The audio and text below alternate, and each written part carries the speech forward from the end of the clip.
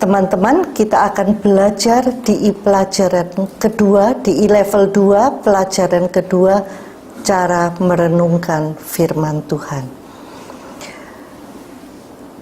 Kita familiar sekali dengan kata merenungkan firman-Nya. Tapi sesungguhnya apa sih yang harus kita lakukan ketika kita merenungkan firman-Nya? Banyak kata-kata yang kelihatannya familiar, tapi kita sesungguhnya tidak benar-benar tahu.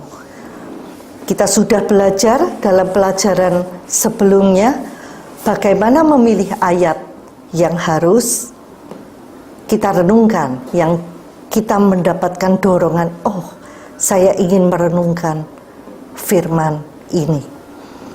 Cara merenungkan firman-Nya adalah berpikir secara mendalam. Filipi 4 ayat 19 berkata, Allahku akan mencukupkan segala kebutuhanku menurut kekayaan dan kemuliaannya. Berpikir secara mendalam. Allahku, siapa Allahku? Allahku itu Allah yang maha kuasa, Allah yang menciptakan langit dan bumi. Apakah ada yang mustahil bagi Dia? Gak ada. Allahku yang mampu melakukan apapun yang ada di luar pemikiran kita. Allahku akan mencukupkan segala kebutuhanku. Siapa yang akan mencukupkan kebutuhanku? Allahku. Jadi gak mungkin sampai tidak tercukupi. Karena yang mencukupi bukan aku tapi Allahku. Ketika kita memikirkan seperti ini, iya ya, Tuhan aja bisa menciptakan binatang yang kecil-kecil, yang unik-unik gitu, yang terpikir aja enggak. Apalagi cuma masalah, masalah keuangan, masalah kesehatan, masalah hikmat, jalan keluar, pasti Allahku mampu mencukupkan apapun yang kita butuhkan. Allahku mampu untuk mencukupkan segala kebutuhanku. Sebut aja kebutuhan kita, baik keuangan, baik kesehatan, baik hikmat. Kita butuh channel untuk proyek besar di luar pulau, di luar negeri, gak tahu caranya. Tapi Allahku kan bisa menyuruh orang dari ujung bumi untuk datang ke sini dengan caranya yang ajaib. Gak ada yang mustahil kok buat Tuhan. Ketika kita merenungkan kemampuan-kemampuan Allah seperti itu, tiba-tiba kita sadar, gak ada loh yang gak mungkin. Allahku mampu mencukupkan segala kebutuhanku menurut kekayaan dan kemuliaannya. Kekayaannya Allah.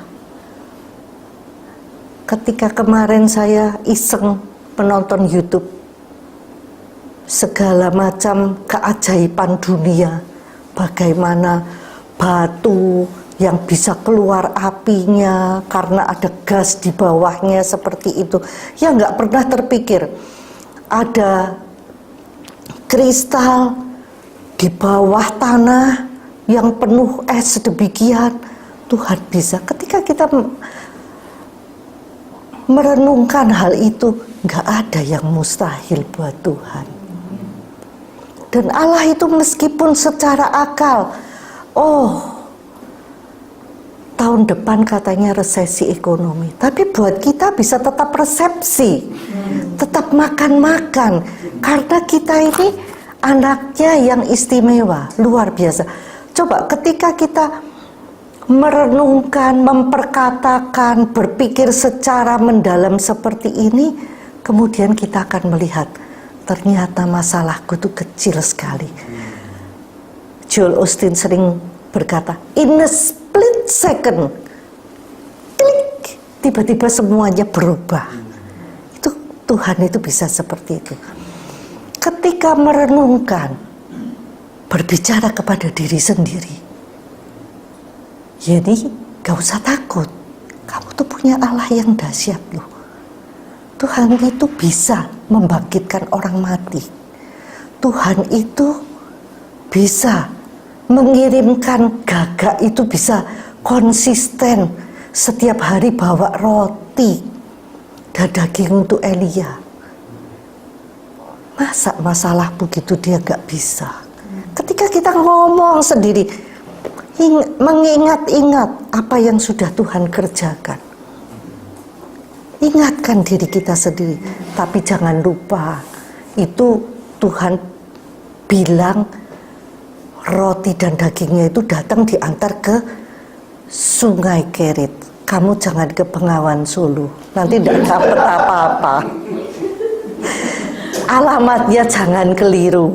Nah, ketika kita berbicara kepada diri sendiri, mengingatkan diri kita sendiri, apa yang harus kita lakukan, apa yang harus kita pikirkan, kita jadi jelas langkah-langkah yang harus kita lakukan.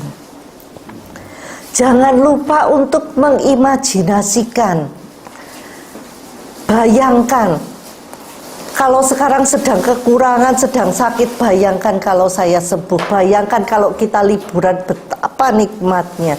Jangan membayangkan, aduh tetanggaku kok meninggal kemarin, aduh si ini kok masuk ICU. Jangan dibayangkan seperti itu.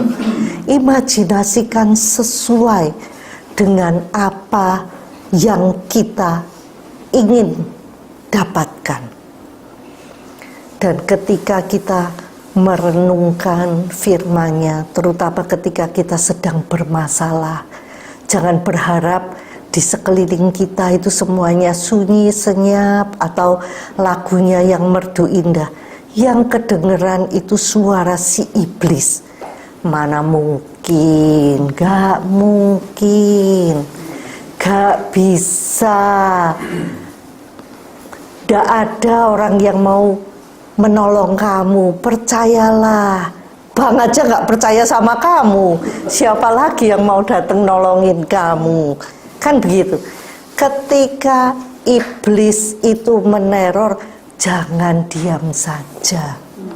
Kalau kita diam saja, pasrah, makin diteror, makin stres. Lalu bagaimana? Answer it, jawab. Iblis, pergi dalam nama Yesus. Engkau tidak berhak meneror aku. Karena aku tidak perlu ditolong dari uang bank. Tuhanku bisa kirim Gagak bawa duit buat aku. Ketika kita menjawab dan melihat betapa dahsyatnya Allah kita, kemudian pikiran kita terbuka dengan kemungkinan-kemungkinan yang tidak terpikirkan. Siapa bilang kalau butuh uang harus dari bank? Tuhan bisa kirim investor yang gak harus berhutang. Sampai jumpa di episode berikutnya bersama Yeni Indra di Gospel Truth Cakes. Tuhan Yesus memberkati.